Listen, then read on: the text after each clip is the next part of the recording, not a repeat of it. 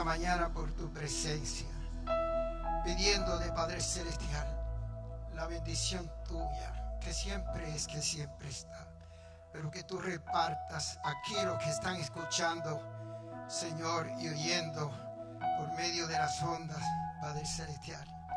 Gracias te damos por tu palabra, gracias te damos por tu presencia, gracias te damos por tu bendición, por tu amor inmerecido y sobre todo el regalo de los regalos tuyo, Jesucristo. Gracias, Padre Santo.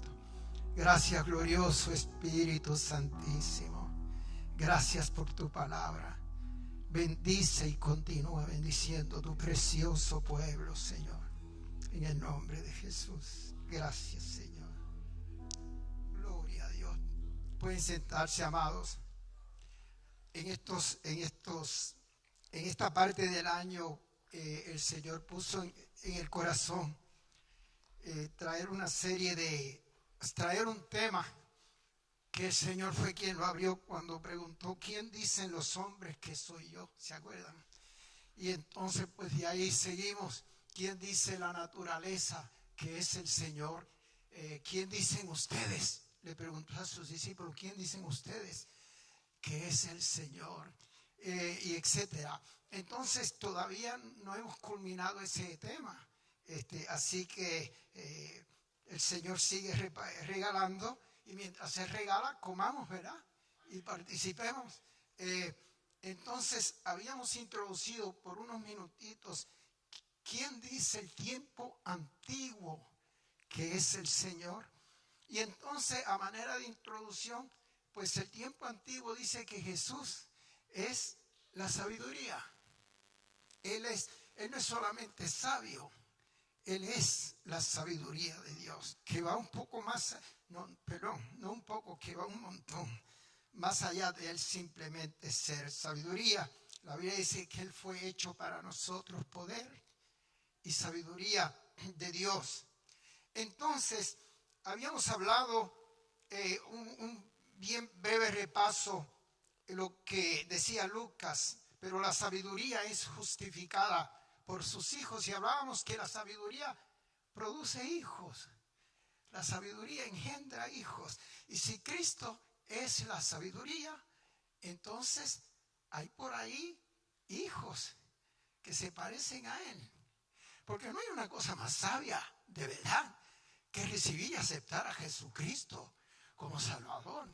El que recibe a Jesucristo como el Salvador, inmediatamente no solamente le llega el gozo, le llega un temor reverente, le entran unas ganas de dejar las pocas vergüenzas del pasado, y se despierta en él un anhelo y un apetito por cosas nuevas que nunca había saboreado.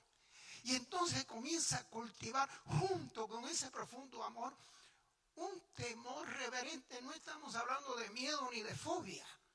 Estamos hablando del el más profundo respeto reverente por Dios. Y ahí es donde usted comienza a parecerse a su hermano padre. Y miren que lo puse así, su hermano padre. Porque más adelante dice que Jesús no solamente es la sabiduría, sino que tiene hijos y engendró hijos. Y cuando resucitó, de acuerdo al libro de Hebreos, se presenta al Padre y dice: he aquí yo y los hijos que Dios me dio.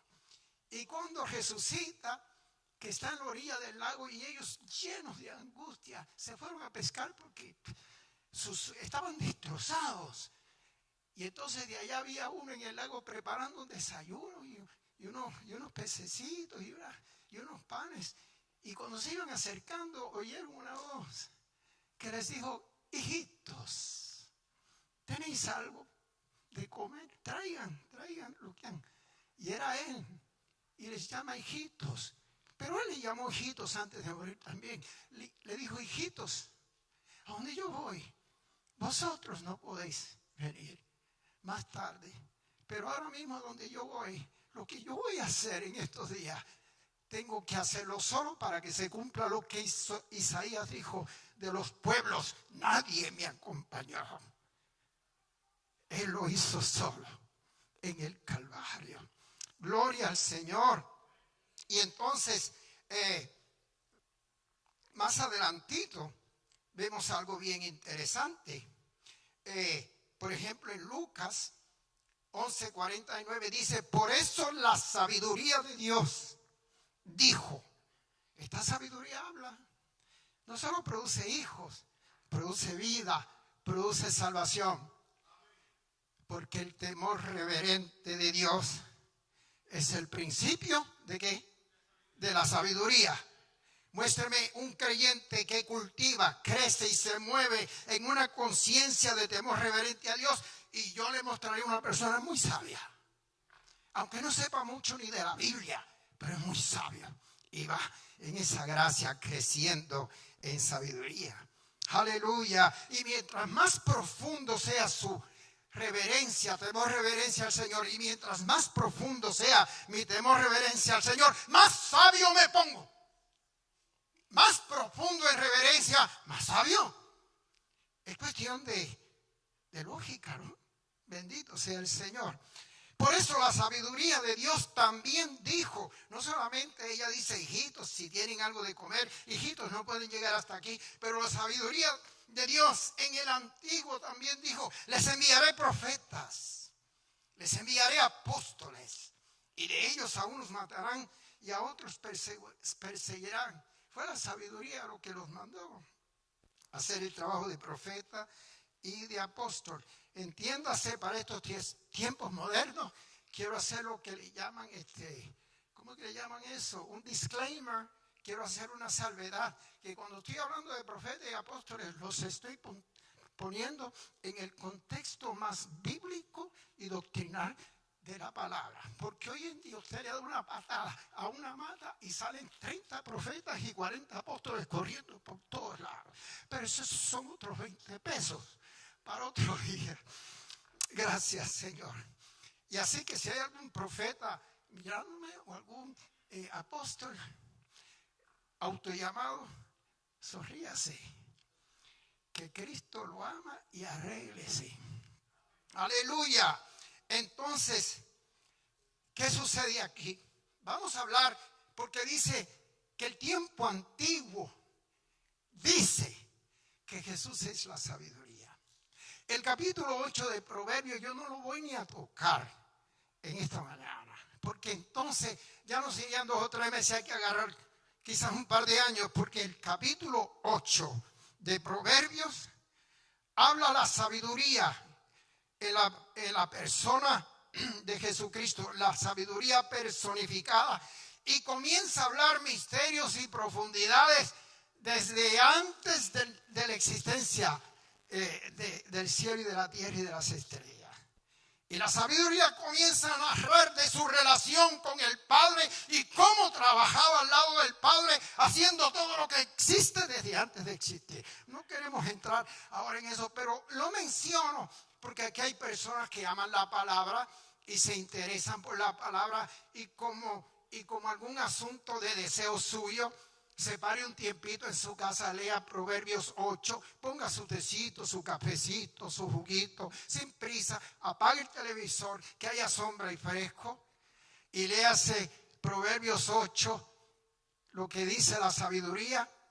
Léalo, reléalo, léalo en oración, léalo en alabanza, léalo aunque no entienda, porque bienaventurado el que lee en lo que la comprensión viene de camino.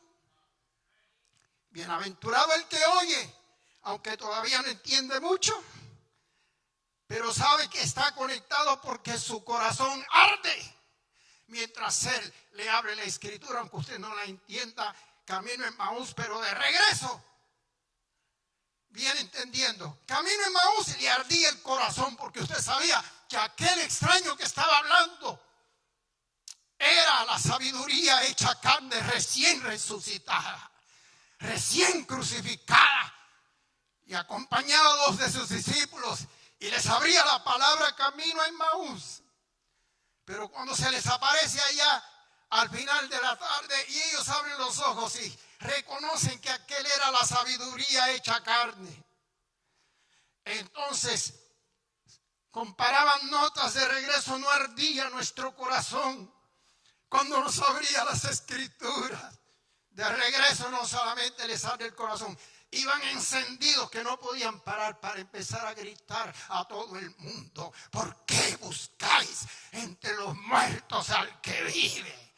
Ha resucitado. La sabiduría de Dios. Pero vamos a hablar entonces de Proverbios 9.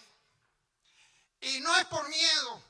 No es que yo le tenga miedo al capítulo 8. Sí, le tengo mucho respeto, eso sí. Pero la razón por la que escojo el capítulo 9 es porque el capítulo 9 me acerca a la sabiduría de la cual el mundo antiguo decía que él era la sabiduría. Acá en el capítulo 9, ya entonces la sabiduría, Cristo, entonces comienza a hablar de sí misma, pero ya en relación de lo que él iba a hacer en esta tierra un poquito después de los Proverbios. Y en Proverbios 9 del 1 al 6, el 1 al 6 comienza diciendo, voy a leer estos 6 versículos por frases, y de cada frase que el Señor nos ayude a recoger algo y llevárnoslo para la casa. Amén. Entonces comienza diciendo, por ejemplo, en Proverbios 9, el 1, la sabiduría edificó su casa. Queridos hermanos, si la sabiduría no edifica la casa, hermanos, trabajan los que la edifican. Así que mientras más claro estemos en que el único que tiene la sabiduría, que es sabiduría, que fue comisionado por su Padre para edificar su casa, es Él. No nosotros. Nosotros podemos colaborar. Él va a necesitar albañiles, carpinteros y demás. Gente diferente, gente que se plomeros, electricistas.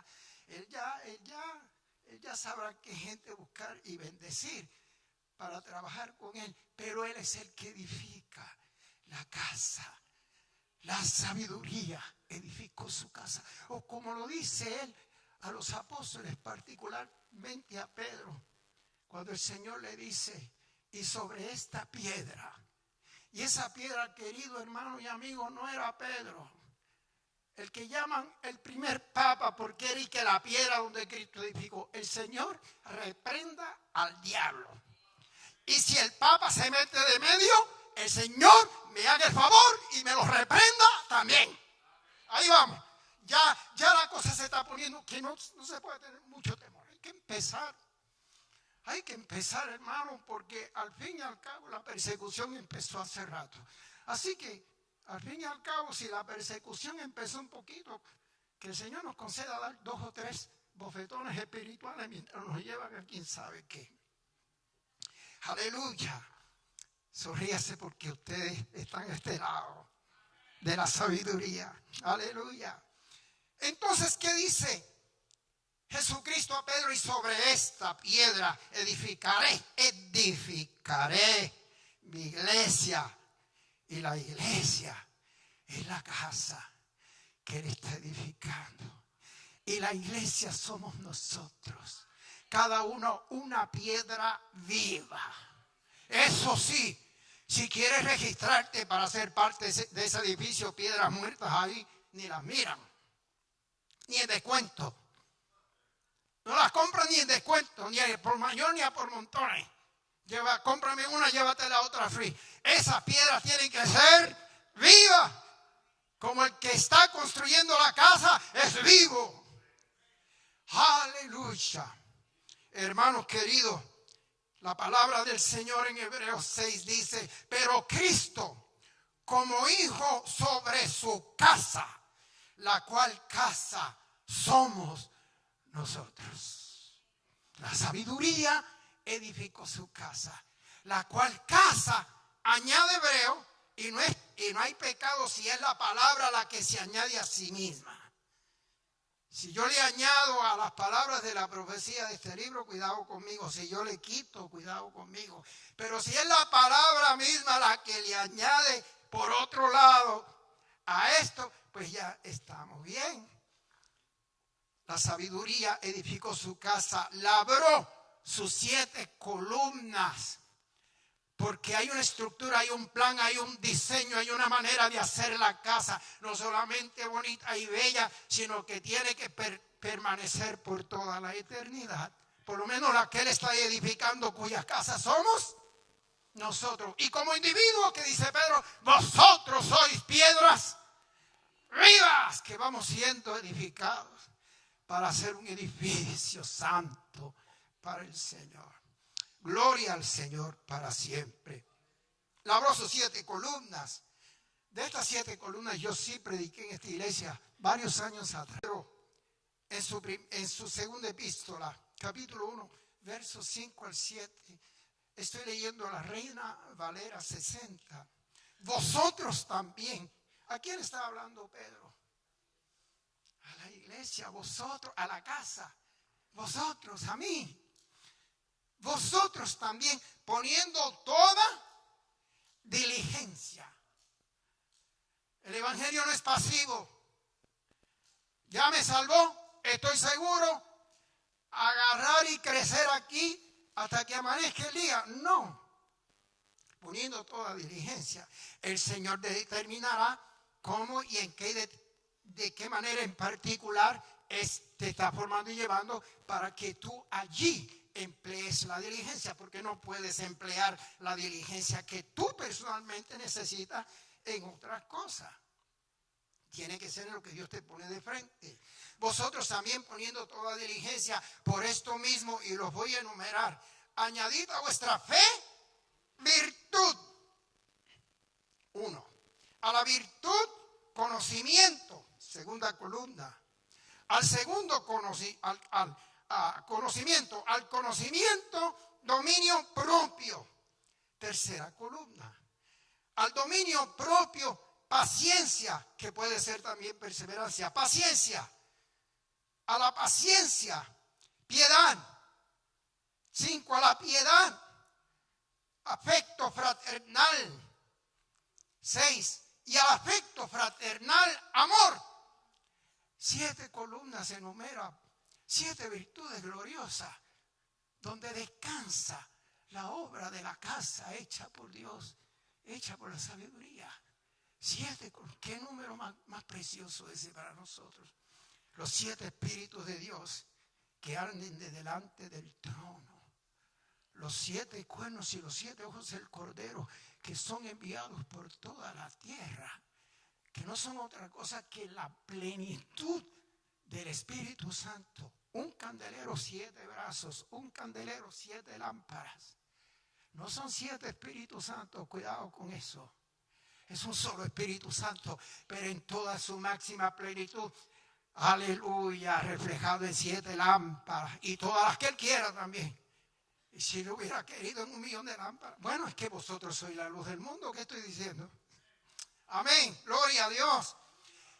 La fe no es la número 8 porque la fe es el fundamento de la casa. Por fe soy salvo, fundamento. Fe es el fundamento, por fe soy salvo. Y esto no de vosotros, pues es un regalo de Dios.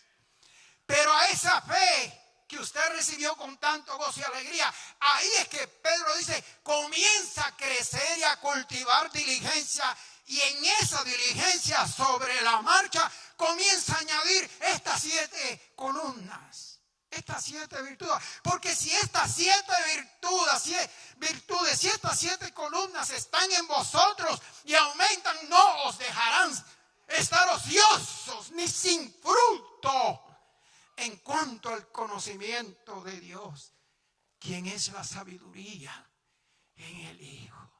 Entonces Pedro menciona estas gloriosas 7 virtudes que yo las veo en figura, las veo como las 7 columnas de Proverbios capítulo 9. Labró sus 7 columnas, mató sus víctimas, edifica su casa, le pone 7 columnas.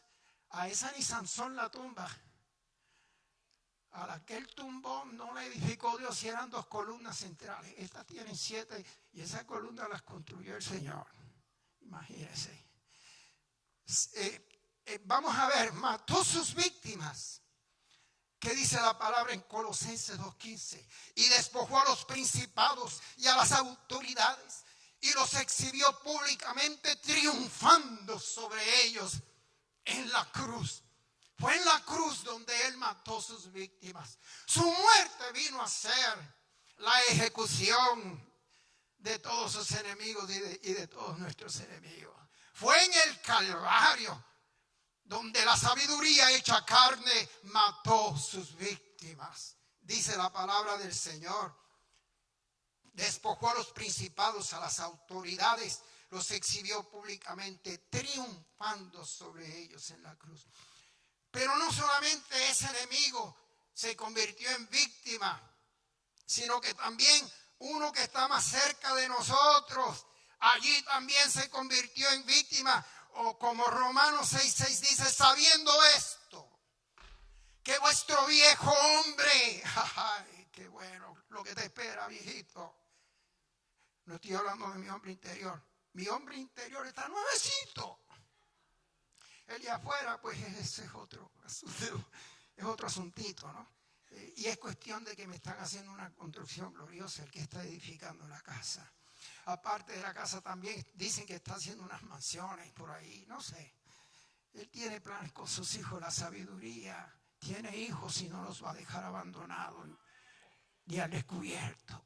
Porque el que está sentado en el trono extenderá su tabernáculo sobre ellos. Y el sol no caerá más sobre ellos ni calor alguno, porque el cordero que está delante en medio del trono los pastoreará y los guiará a fuentes de agua viva, y Dios enjugará toda la lágrima de los ojos de ellos. La sabiduría edifica su casa, pero también dijo: en la casa de mi padre muchas moradas hay. Voy pues a preparar lugar para vosotros. Hablo de mansiones, hablo de lugar y hablo de vosotros. Eso está beautiful. Eso está beautiful. Aleluya. Habló de mansiones, habló de lugar y habló. Y si regreso y os tomo a mí mismo, para allá veremos. Nos vamos a quedar cuando estemos allí. Aleluya. Esa es la ventaja de uno ir poniéndose viejito. Viejito pero no malamañoso. Viejito pero creciendo en la gracia y en la sabiduría de Dios. Porque cada año que me pasa es un año menos que tengo que esperar para ver a esa sabiduría hecha carne. Tú eras la sabiduría de la que hablaba Proverbios en tiempos antiguos. Yo lo soy, Radamés. Mira esta mano, mira el costado, mira mi pie, Radamés. Yo soy esa sabiduría. Tuve que hacerme carne, tuve que hacerme hombre y habitar entre vosotros, para que donde yo estoy, vosotros también estéis. La sabiduría edificó su casa y la sabiduría viene pronto por los que vamos a hacer y habitar por toda la eternidad como su casa gloriosa. Bendito sea Dios.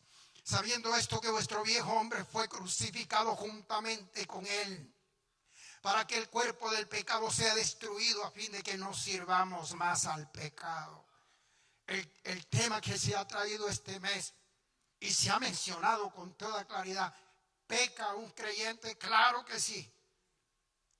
Y el creyente que dice que no peca, ya en el momento que dijo que no peca, olvídate, ya pecó, porque hizo a Dios mentiroso. Pero que el que tiene la simiente de él en su espíritu no puede pecar en su espíritu, porque la naturaleza de la simiente de Dios reside en él y no puede pecar. La Biblia no dice que no quiere pecar, no puede pecar. Sin embargo, un capítulo 2 antes, el mismo Juan dice: si pecamos tenemos abogado. Porque hay un hombre interior que fue regenerado, perfeccionado, está creciendo, pero en esa perfección. Y allí reside, desde que recibiste a Jesucristo, el Espíritu Santo. Pero tienes un alma. Y el alma tuya está siendo transformada por la palabra en un proceso de peregrinaje. De otra manera, las epístolas no tuvieran sentido. Lo que dijo Pedro no tuviera sentido. Hijitos, os ruego que os abstengáis de los deseos de la carne que batallan contra el alma. Ahí él refiriéndose al interior. Hay una lucha, Romanos 7:7. Anhelo, adoro, me gozo, me deleito en la ley de Dios. Pero cuando quiero obedecerla, encuentro que hago lo contrario. Y cuando no quiero pecar y hacer lo contrario, es una lucha que tengo dentro de mí. Y descubro que entre otras leyes, hay una ley en mi carne que yo no sabía, ni conocía, ni sabía que existía, ni que estaba allí.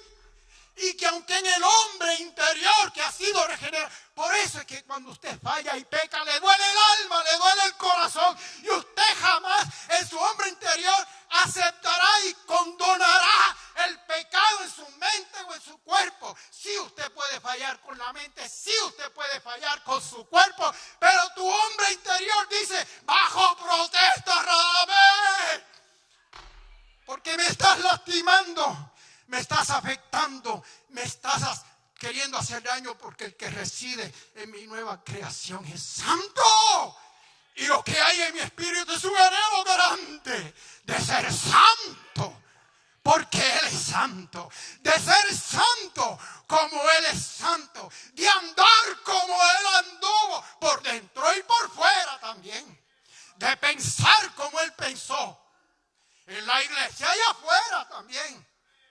En la calle y en mi casa con mi esposa. Uy, déjame no acercarme mucho. Aleluya. Otra víctima. Sabiendo esto, que vuestro viejo hombre legalmente, realmente, fue otra víctima. Mató sus víctimas. Y entre ellas el diablo. El principio de pecado. Que estará con nosotros hasta el día que muramos, o hasta el día en que nuestros cuerpos sean glorificados y seamos libres de esta habitación de la cual anhelamos ser libres, no porque no estemos agradecidos de esta tiendita, sino por las cosas contra las cuales luchamos como creyentes. Por eso es que tú luchas. Porque si tú no fueras nacido de nuevo, tú ni siquiera conocieras qué es luchar. Porque tú no estás consciente de que hay una lucha. Pero precisamente porque eres hijo de la sabiduría. Porque Él te engendró para presentarte ante el Padre sin tacha, sin mancha y sin arruga. Por eso te duele en el alma cuando le fallas. Por eso te entristeces. Por eso corres rápido. Si no puedes, porque no está en la iglesia, en el patio, o en la oficina, o en la casa, o en el carro, en tu hombre interior, tú sabes que tú te humillas. Señor, perdona ese pensamiento. Señor, perdona aquello. Señor, te fallé. Gracias por el Calvario. E inmediatamente te abraza de la sabiduría hecha carne que mató a sus víctimas.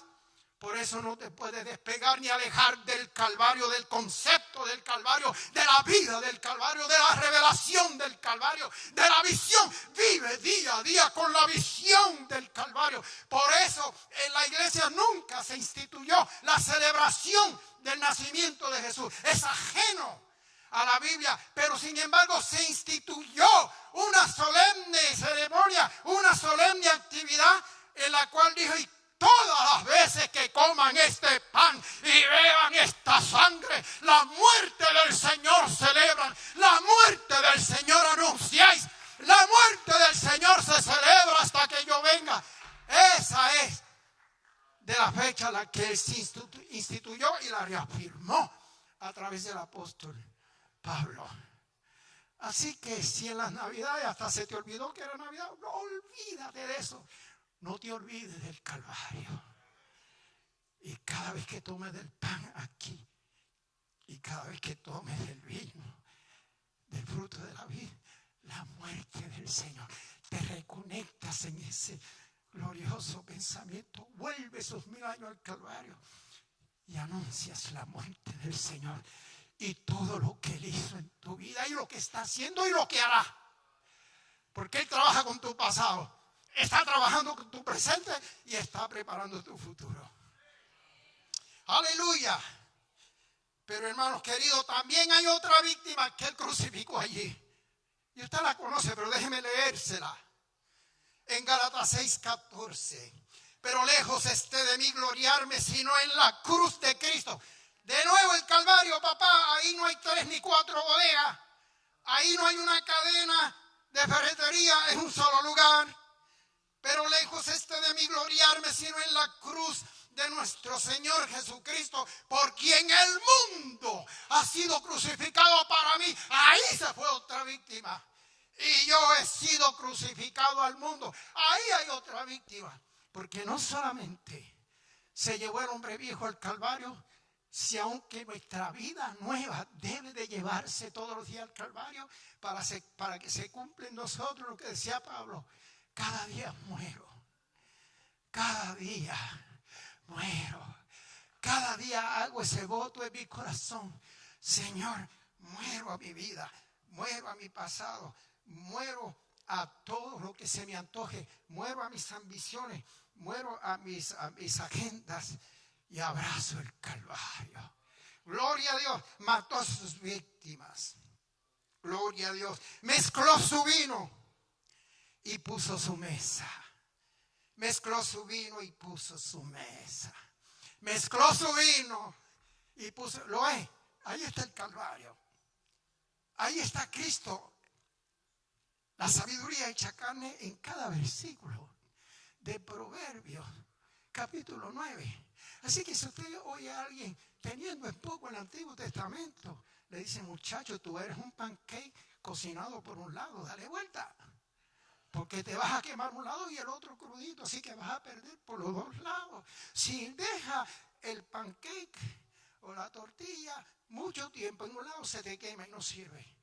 Y al dejar la otra fuera del fuego, queda muy cruda y no sirve. Por los dos lados, no es que esté a media, no es que esté como la tibieza de la Odisea. Muchacho, olvídate de eso. Aleluya, estoy parafraseando, ¿no? Aleluya. Y aquí en Juan 6:35, Él dice, de cierto os digo, si no coméis la carne del Hijo del Hombre y bebéis su sangre, no tenéis vida en vosotros. El que come mi carne y bebe mi sangre, tiene vida eterna. Las dos cosas mezcladitas. No puedes separar una de las otras. Hay gente que pone en relieve la parte del pan. Pero ni menciones la sangre en mi púlpito porque no te dejo predicar de nuevo. Porque en estos tiempos mi iglesia tiene que ser amigable a la mentalidad de este tiempo. ¿Cómo? A la mentalidad de este tiempo. Que este sagrado evangelio se tiene que rebajar y ajustar a la mentalidad perversa. Porque todo lo que ponga el Señor en segundo lugar ya entró en el club de la perversión. Y por ahí seguirá empeorándose. Aleluya, muéstrame a alguien que tenga en poco el Calvario y te diré a alguien que ya se registró en el libro de los perversos. Porque vienen en todos los tonos y colores. Ok. Amén. El que come mi carne y bebe mi sangre tiene vida eterna y yo lo resucitaré en el día final, porque mi carne es verdadera comida y mi sangre es verdadera bebida. El que come mi carne y bebe mi sangre permanece en mí y yo en él.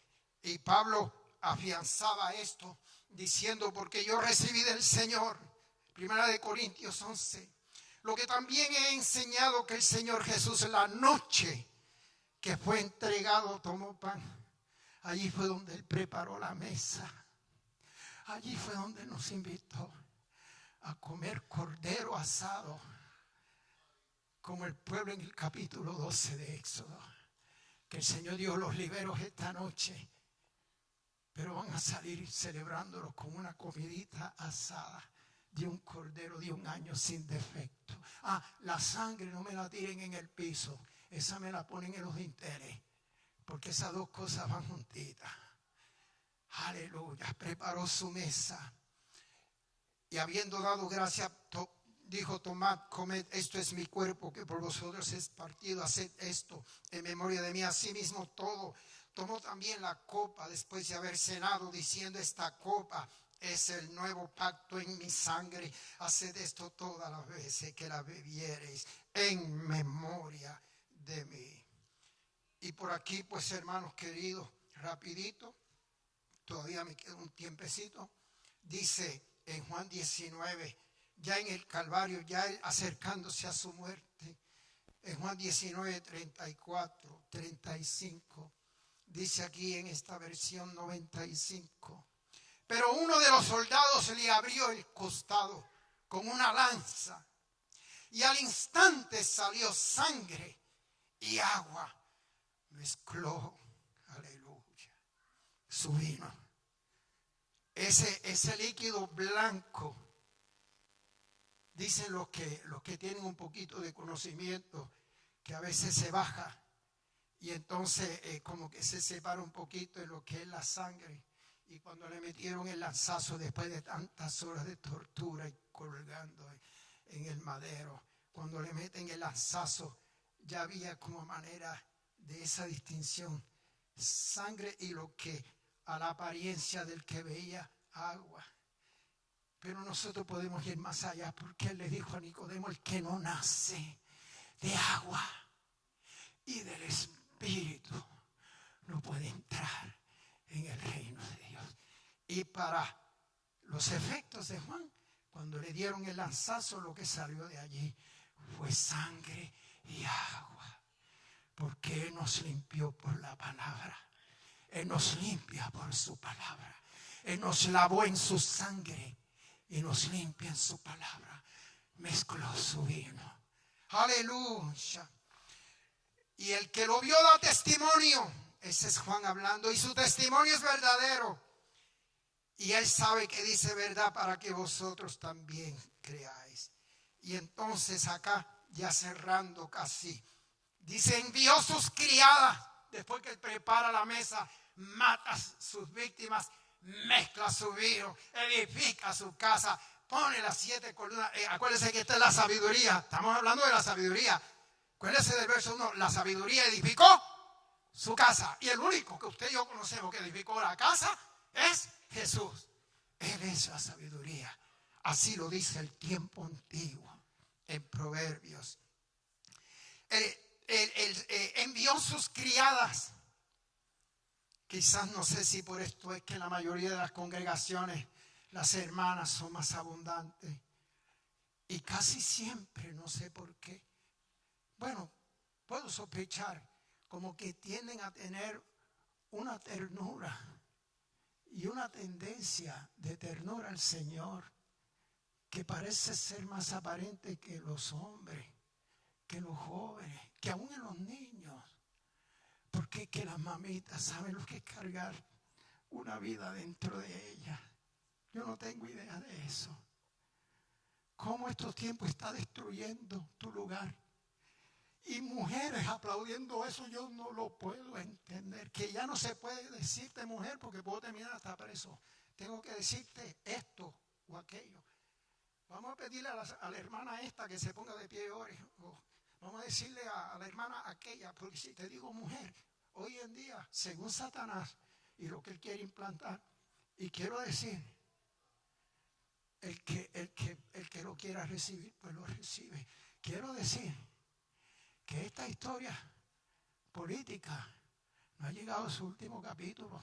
Acuérdense que el Señor me dio una palabra fuerte, profética, hace un año y medio atrás, por los primeros 3 meses que prediqué aquí ese año, que el Señor iba a sacar al enemigo del escondrijo, enviaría su granizo, que es su palabra hecha hielo, es su palabra hecha piedra, es su palabra para juicio, no para saciar, porque el granizo es agua, pero al ser granizo ya no viene para saciar sed, viene para donde golpea. Y dice la palabra, y ese capítulo no se ha cerrado. Y yo personalmente, desde enero 19, ni por un solo día he perdido mi fe mi motivación, mi gozo, mi expectación. Y a los hermanos de más confianza mía le digo, cómprese algo para aguantarse la quijada, porque pronto el Señor traerá el último capítulo de esta novelita y la gente, especialmente la iglesia, se le va a querer caer la quijada, porque esta película va a ser de una forma. De Dios no se burla nadie. Con eso lo digo todo. Dios no puede ser burlado. Todo lo que el hombre siembra cosechará. Y yo no estoy hablando de la venida del Señor. Yo estoy hablando de aquí a no mucho tiempo. El Señor va a sorprender al planeta. Bendito sea Dios. Deme un par de minutos más, que hermano. Acuérdese que tengo puntos acumulados porque yo siempre me esfuerzo en portarme bien aquí con el tiempo. Creo que tengo un poquito de gracia. No, él tiene gracia acumulada. Tiene unos puntitos por ahí. Aleluya. Bendito sea Dios. Hermanos queridos, envió sus criadas. El Señor daba palabra, dice Salmo 68. Había grande multitud de las que llevaban, en femenino, de las que llevaban las buenas nuevas. Aleluya. Gloria. Hermana, por favor, que no se le vaya esto a la cabeza. Porque aquí el Espíritu Santo la está poniendo usted. Y cantote. El Señor daba palabra y había grande multitud de las que llevaban buenas nuevas. Pero yo cualifico. ¿Por qué? Porque yo soy parte de la novia de Jesucristo. Y yo estoy casado con mi marido. Y mi Biblia me dice que mi marido es mi hacedor. Y esto no tiene que ver con transgénero. Ese es el diablo queriendo una vez más desfigurar la santidad de la palabra. Pero sea usted hombre o sea mujer, si usted es nacido de nuevo, usted es parte de la novia, de ella, de la esposa de Jesucristo. Así que, hermana, déjenme un reconcito entre una y la otra, porque este anciano es parte de la novia de Jesucristo. Por lo menos por la fe y esperanza, por lo menos. Aleluya. Gloria al Señor. Además, que por eso es que dice Mateo 28, por tanto, después que la sabiduría se hace carne, muere, mezcla su vino, mata a sus víctimas, resucita el tercer día. Y los demás quedaron enterraditos. Entonces da la última instrucción, por tanto, id y haced discípulos a todas las naciones, bautizándolos. Doctrina completa. En el nombre del Padre, del Hijo y del Espíritu Santo. Y enseñándoles. Aleluya. Epístolas, instrucción, enseñanza. Y enseñándoles que guarden todas las cosas que os he mandado. Y yo estoy con vosotros todos los días hasta el fin del mundo. Así que nosotros somos las multitudes de criadas. Son miles de iglesias en el mundo que cada una es representativa de la novia del Cordero, de la esposa del Cordero. Son miles, multitudes de mujeres anunciando las buenas nuevas en el planeta.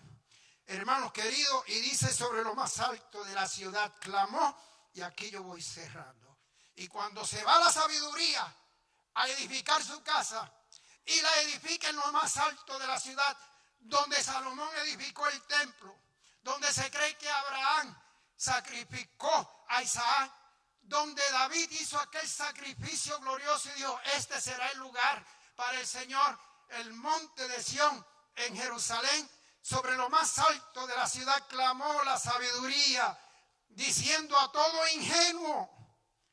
En Puerto Rico hay un término bobolón, bueno, pero diciéndole a todo ingenio, ven acá, y a los insensatos, venid, comed mi pan y bebed del vino que he mezclado. ¿Qué dijo él en Juan 6? El que come mi carne y bebe mi sangre tiene vida en él. Y aquí lo dice de nuevo, porque la sabiduría de tiempo antiguo en los proverbios dice que Jesús es la sabiduría de Dios.